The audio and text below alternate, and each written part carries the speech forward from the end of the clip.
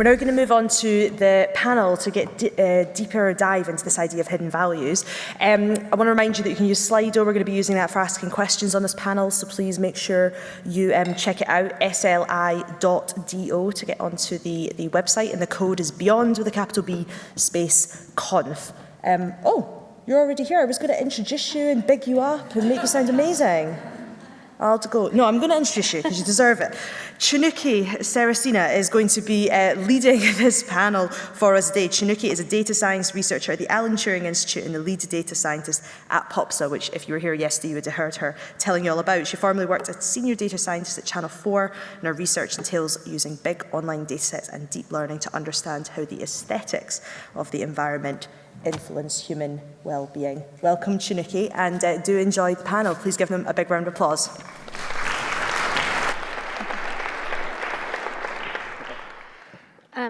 Yes, if you haven't submitted questions, please do. So I'm really excited to be chairing this panel because it's a topic I'm very interested in. It's about discovering valuable insights in data, and not only data that's readily available, but also data that we might not have realized existed, for example, with stories of people. And we're also going to be talking about how the data discovery path is not always a straightforward one and might sometimes lead to unexpected but great discoveries. So I think we're just going to crack on. So just to start with, what are the challenges of actually getting valuable insights from data? If you just, okay. And you can define data in any, in a broad way. Well, I think the interesting thing is when we started collecting data, we didn't even realize we were collecting data. We just thought we were collecting listings. But we realized at the time that we needed to put a bit of thought into it. So one of the first things we realized that actually with every single event that we collected, we were beginning to create a cultural record for the whole of the UK. It started off just with Edinburgh and Glasgow, then became Scotland, but then became the UK as a whole. And when we were putting together our database, we went and sought as many different people with different experiences as we possibly could. So we spoke to people who were involved in ticketing. One of the really interesting conversations we had was with Glasgow University, who were experts in the field of archiving. And they gave us some really good advice about how to make sure that information could be added to, but how it could also be made valuable to people in the future. And we were really fortunate to have those conversations because they've helped in all sorts of new and different ways. One of the things that they advised us to do was to basically have almost like a unique event ID. So every event was a particular place in time. So if you imagine a fireworks display as event 1, 2, 3, 4, 5, next year it'll still be event 1, 2, 3, 4, 5, but we'll have a different performance of it. And that's been incredibly useful because what it does is it allows us to go back in time and understand the impact of particular events on the surrounding areas, and the history, and also all of those different things. So you don't always know where your data is going to go and what it's going to become, but if you really think quite carefully about how you're going to collect it, I think that's a pretty good place to start. It's really interesting. We were saying earlier on that we work in completely different areas, but there are still sort of overlaps. It's really interesting. So you were talking about how the things you don't know, or the things that you're sort of realizing. And certainly in all of our work, what we find is humans have all sorts of stories to tell. And during the course of the filming in the studio, and you're exploring themes with people, we have a very robust methodology leading up to the filming, but when you're actually in a studio with people, they will reveal things that you don't expect them to say. And people in that moment, when they feel that this is their moment to share evidence, information, something about themselves, they will reveal things that you weren't expecting them to. And there's certainly during the work with Holocaust survivors, even though we'd heard a lot of their testimony many, many times, each of them revealed something that nobody had heard before. Some of them even revealed things that they said they did not want sharing during their lifetime, and it would have to be kept and preserved until after they'd passed away, because it was too painful for them to have publicly revealed whilst they were still alive. And even when we're working with sort of more sort of commercial applications, people are very they reveal things, and then you have to work with what is that new information? Where does it go from there? What do you do with that? What other questions does it prompt? So you might have expectations about data, which then reveals other things. Yeah, absolutely. It's never a straightforward process, as I said, but it's very interesting always. So how do you know a certain archive or a certain data set has some value in it, and it's okay to say no as the answer? Do you want to? Okay. We didn't realize the full value of what we had, but we've come to realize the value through conversations with people. There's two things that we do, I think, which are important in uncovering the new values of the data. And obviously, I was taking the mickey a bit with Ed Sheeran. There were lots of conversations around that helped us understand the value of our data. But just going out and talking to people, talking to different businesses, talking to different verticals, just getting the idea out there. And that's one thing that we found is fascinating. If you can get an idea out there of something powerful, people come up with all sorts of different ideas. I mean, within about 2 minutes of talking this morning when we met, you were like, oh, I know someone you should talk to. Oh, I could see how this could be useful. And actually, there were conversations that we'd maybe had some of, but actually things we had not thought about. And getting ideas out there is really powerful. One of the other things we do is we make sure that our API is a sandbox. It's free to play. We want people to come in and experiment and to mess around and get things wrong and not be punished for it. We want them to play as much as anything else, because play is where fantastic ideas come from, we find. So, I think in terms of us, I think one of the interesting things is that value from the point of view of human stories is obviously not just about the information, it's about who is giving that information to you, how are they giving it to you, what's the emotion behind that story, how is it shared with you, and the context in which you're seeing that story in, whether that's an historical context or whether it's a more sort of commercial context, but that affects how the audience, as a questioner, will interact with that person, and it also affects the value that they'll get out of it, which might be a personal value and not just obviously a value about the data itself. That sounds amazing. So I'm just going to dive into one of the questions because it relates to what you've just been talking about. So digital archives that are just decades old have been lost, and some say our age will be a new dark age. How are you preserving records that preserve memories? Maybe like a long-term vision, perhaps, if you want to start with that. Well, I actually think one of the key things is not just about how it's preserved, but how are you actually recording how it was preserved at the time. There are a lot of issues around deep fake issues, authenticity, and we've put processes in place to be able to demonstrate provenance, accuracy, no matter who we're working with. And I think that's a really important part of protecting this sort of information for the future, being able to demonstrate that and evidence these people were in the studio at this time, how the questions were asked in the studio, why they were asked, and which questions were matched to which answers, and having a robust record of that, so that it's not just about the data that you've collected, but it's about the evidence of how that data was collected. Yeah, I think, well, I said already, we realized we were creating a cultural record for all time. And I think that's been a real driver. The ethos of the list has always been to spread arts and culture as far and as wide as possible.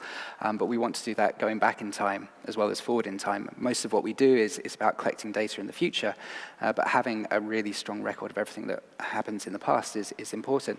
And we're involved in some fantastic conversations with people like the Edinburgh Fringe as well, who have all of these incredible data sets, not necessarily digital data sets, but past reviews, past shows, all these old brochures. And we've made sure that we never lose anything. We never delete a review, whilst we hide all of our past events from Google, so people can't find them easily, because they'll just get confused otherwise. Everything is there, basically, and it's recorded in servers, and it's also just available out on the web if you know where to look and how to look for it. So we're pretty confident that those data sets will exist in perpetuity.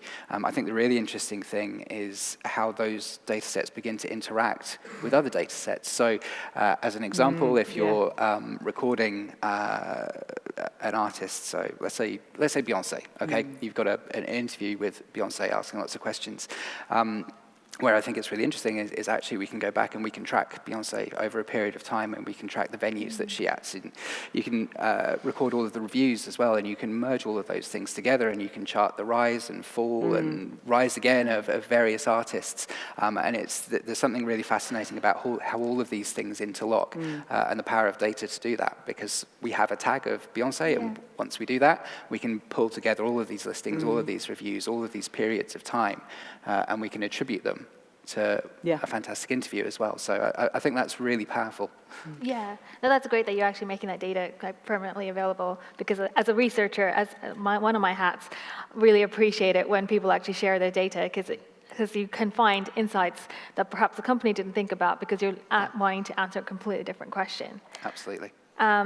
So I'm gonna ask this question, but I hope I can summarize this in the right way. So tech is presented as being able to connect people, contribute to the economic growth, and build communities. Do social, economic, and other entrenched exclusions just magically then disappear? Sorry. Sorry. I think the question is trying to ask that there's a lot of promise with technology and what we can do, but does that mean that sometimes people are still excluded? It's not always kind of this magic that's kind of being sold. So do you? I'd like to think what we will do will help everybody. I genuinely believe that. The list is a small company, only 25 people, but we're still part owned by the guy who put it together essentially all that time ago. And I said that ethos to spread arts and culture as far as wide as possible is there. So there will be different values that we put within data. So for example, it's completely free for any venue to give us their events information, and we will spread that information for them completely cost-free, because we wouldn't exist without all the amazing people putting on all these incredible shows and doing these fantastic things. But there will be cases where people have to pay to access for that. So using an example, if we are going to help drive a hotel's revenues up by 10% a year, then there is a value we have to attribute to that. And we have to do that because we have to be paid. The old publishing model is sadly broken. We used to make all our money from the circulation sales of a magazine. That's zero these days. So it's about, I think, trying to find a balance. Our website is completely free to access. Anybody can go and look and find out future information by themselves. We're completely free to any venue who wants to use us. But if we can find interesting ways of helping people advance their businesses or make their businesses more efficient, then I think there is a value to that. And if we don't do that, we won't exist as a business, so we can't do all those good things for people. So yes. Yes and no, I think. Yes, we absolutely want to make it available to everybody, and we do that in ways. But there are also times as well where that data has such value that I think actually people should pay for it. Yeah, that makes sense. So what goes into making a data-driven experience valuable? So how do you create it in a way that does not feel too contrived? And I might present that to you, Sarah. I think one of the key things is thinking about us as human beings, and that technology should be supporting how we achieve things, and all the stuff that was covered yesterday as well. That I think for us, focusing on it as a human experience and an intuitive experience, and developing things in a way which works with how people actually work. That's why I think voice interaction and voice recognition is obviously such an important part of how technology will develop going forward and how it is developing now. I think making that really seamless is really, really challenging, and I do have worries about areas around uncanny valley and deep fakes, etc., and how do we relate to that, and what is the trust between these products and the people who are using them and these experiences. And I think the more we can work to make things authentic and human, and to connect people through technology rather than with technology, the more deep those experiences will be. That makes sense. Just out of interest, would you ever consider opening things out to, like, so, I don't know, creating an Alexa skill for this kind of thing? Yeah, I mean, there are lots of different applications for what we're doing, and we have got a lot of interest in us and what we're doing and applying that to different platforms, which is very doable from where we are now. But I think we also have to be very careful.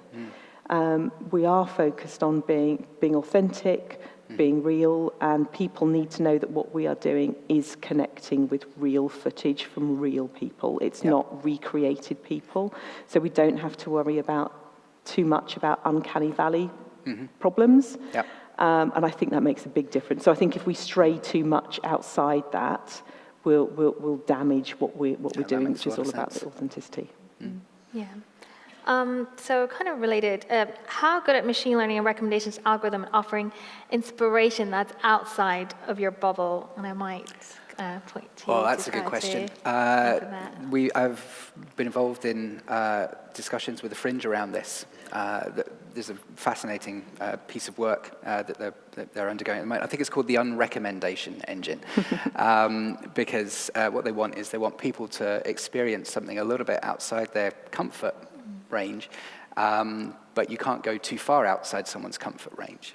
And the head of marketing at the Fringe is a fantastic guy, Ollie, and he talks about this experience he had with a bunch of corporate clients, and he took them to see Tapeface, basically, because he was like, well, that's pretty safe, it's not going to offend anybody, and that'll be absolutely fine. And this corporate group came out there and they went, oh my God, that was on the edge, I've never seen anything like that. And he was just, you have no idea what is out there in the Fringe if that's kind of surprised or shocked you in any way. So it is a really interesting problem around how you suggest things that people don't want to see. And arts and culture in particular is really complex for that, because at any one point in time, I might be interested in a Public Enemy gig for myself because I love old school hip hop. I might be looking at ballet for my wife, or I might be looking at a children's comedian who farts a lot for my 5-year-old daughter who thinks that's the funniest thing in the entire world. So because of those things, all of those things are of interest to me at the same time. But actually beginning to build an algorithm that recommends all three of those things to me is quite a complex thing to do. And people, I think someone that's done it quite well is Spotify. And what Spotify do is they look for connections between people. Loads of the services that went before them looked for connections within the music and same sort of style of music, same beats per minute, same sort of use of guitars. But what Spotify did was like, well, actually, if you like this band here, loads of people who like this band as well. So if you like LCD Sound System, you might like this band over here that aren't immediately connected, but in some way, they appeal to the same audiences. And they've looked at people's relationships between music, and that's how they've built their recommendation. And it's not necessarily something that's immediately obvious, but it's an understanding of what other people around like. And I think that works quite well in terms of recommendation. So I think there's a lot of human links as well. And if you can develop those, then I think you have something really powerful when you match that up with machine learning technology and algorithmic work, certainly. I think in terms of getting out of the comfort zone, I think, some of the issues that we'd have are things that we need to think about. We're very much focused on working with people who are inspiring, who are role models, who have a sort of positive impact, and that's what we want to do. And that is what we are doing. But obviously there's a question as to, if we're recording witnesses of history, should you also be recording perpetrators? For as a historical record, what is the attitude to that? How important is that in the context of what we're doing, and how do we feel about doing that? So, if the question was about sort of what's outside the comfort zone, I think there's a whole area there that is worthy of consideration going forward. That is really interesting because so many. Clearly, these are things which people can't understand, they can't comprehend. But there's actually probably someone on the other end who still thinks they maybe even did the right thing, and trying to get inside their head and understand how they could make those incredible decisions is a fascinating And in the thing. context of that sort of witness and historical research, particularly with these sort of one-to-one interviews, you are uncovering, they are witness statements. Yeah. And if you are using these techniques to uncover those statements and stories, then you have to consider the breadth as well as the depth. And one of the reasons why in the historical context, the Holocaust Museum recorded 10 stories, and not just, which was very, it's very expensive, and not just 2, was that the answers to people's questions, you don't want one person's voice to be the record of an event. So, yeah, that's fascinating. So have you ever come across data that you thought shouldn't be archived when you were just talking about that? Or it could be a story that you thought, well, maybe that you don't want it to be told, or something that you thought that might be exploited in a bad way. And if so, when you were in that, what decision did you make? Because it's quite tricky, because you don't want to kind of censor anything.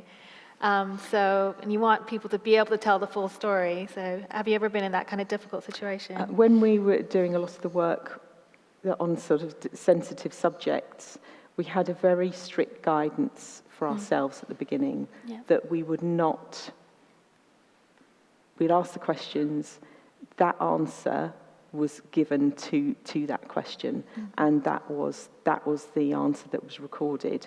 I think once you start getting into a sense of editing or overly curating, that can stray into quite dangerous territory. Maybe that answer, should we ask that again a couple of times, because maybe they could add this in. Those are their statements and what they're saying, and I think there's something very important there about, again, authenticity and a record and how you use that. And I think having that ethical backdrop and understanding of what you're doing in no matter what field, whether it's sort of commercial, cultural, historical, is actually really important. Because you build up that trust with the person as well. Yeah, absolutely. Have you come across that? Do you think like somebody might be using that data in a bad way, and has that ever been a concern? I have absolutely no doubt that somebody will think of a bad way to use that data. Okay, I can think of one off the top of my head. It could be somebody, we're working on a lot of different things in terms of event capacities and predictions of where large groups of people are going to be. It doesn't take too much of a jump to think that there are people who would like to know where large groups of people are going to be so they can do something bad to them. Data is neither good nor bad. It's the people who use it and what they use it for that's good or bad. But that will be that's always the case with any form of technology. So I don't think that you should ever limit what you do based on the thought of what might be. This is an interesting question. So, will there be a time that consumers keep the memories of dead relatives alive using machine learning and VR? This is a classic, like, Black Mirror episode. Yeah. And if so, what ethical implications will this have? I think this is a perfect question. So, some of the people we've worked with have passed away. Yeah. So we have preserved that. But one of the key things that some of the subjects we worked with said was that was one of their reasons for sharing it. They wanted their grandchildren and their great-grandchildren to be able to connect with their story, particularly when there were things that they felt they personally, it was too painful for them to share in person with them, and this gave them an opportunity to share all of that without having the pain of doing that in person. There are ethical issues around that, I think, but more difficult. I know there are organisations and companies exploring, for example, how you use somebody's social media data to recreate themselves as an avatar after they've passed away, which is really interesting. Personally, I wouldn't want my social media profile to be the thing that was left. I'd think I was just obsessed with, cat videos for the whole of my life, which would be really worrying. But yes, it's definitely something that needs to be thoughtfully considered. Yeah. Just on the topic of ethics, so when you are collecting data or trying to understand something, how do you make sure that it's inclusive, that you haven't left anybody out, or that you're not overly representing a certain type of person or demographic? we would love to collect more information than we do. The things we're limited by are the ability of our technology to collect and just simply the number of people that we actually have in the business at any one point in time. But we're open to anyone, so anybody can upload information to us. It has to be fact-checked by us because there's a lot of very bored 15-year-old boys out there to send you all sorts of false events. And during the festival as well, one of the things we really notice is that comedians start coming into our system and they cancel like their rival comedian shows and stuff like that just to annoy them. Like, they're good friends, but they just do it to wind them up. So, but we have this ability for anyone to provide information, and that's completely open. There's no judgment on there. For us, every event is important. We place, and interestingly, even within the search, we place equal weight on Beyonce and Jay-Z at the O2 as we do the local community jumble sale in the Scout Hut. For us, all events are equal. Now, clearly, some of those events have much more interest to partners that we want to sell them to than others. But in terms of the way that we actually collect information, yeah, it's completely open and free. So I would hope in that way that we don't have any particular bias. I'm sure that biases exist, undoubtedly.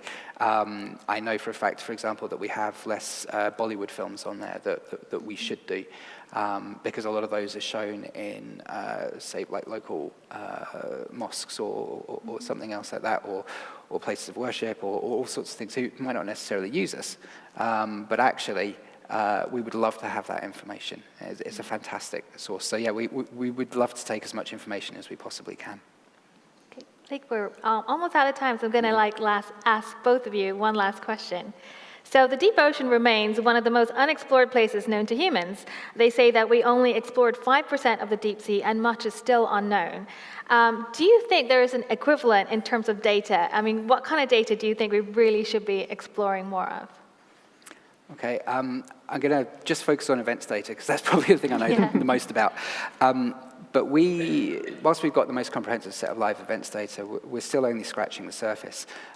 We've conceived of a project to build an ontology around live events information so that we can use machine learning to automatically process all the information that comes through press releases. And we get thousands of press releases every single week, and there's no way we can do everything that we want to with them, but we'd love to find a way to actually automatically import all of that information and the descriptions and the directors and the lighting and everything else, because we understand that the more information we have about an event, the more valuable it becomes. To give it an example, a 10,000 person Nicola Benedetti kind of classical conference is going to have a very different impact on high-end hotels and restaurants and bars than a 10,000 person Liam Gallagher concert, which is going to have a high impact on like a particular type of bar, the police, ambulance, blue light services, and everything else.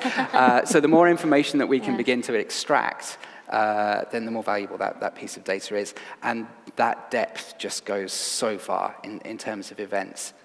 Understanding the complete history of an artist across a period of maybe sort of 20 years or even longer. There's so much depth there that we would love to mine and access and understand. So yeah, once you start collecting, you can just keep on going further and further and further down the rabbit hole. It's an interesting place to end up. And sort of building on some of that, I think we evolved as a species through storytelling and passing on information from person to person. And from our point of view, there's such richness and depth in each individual's experience.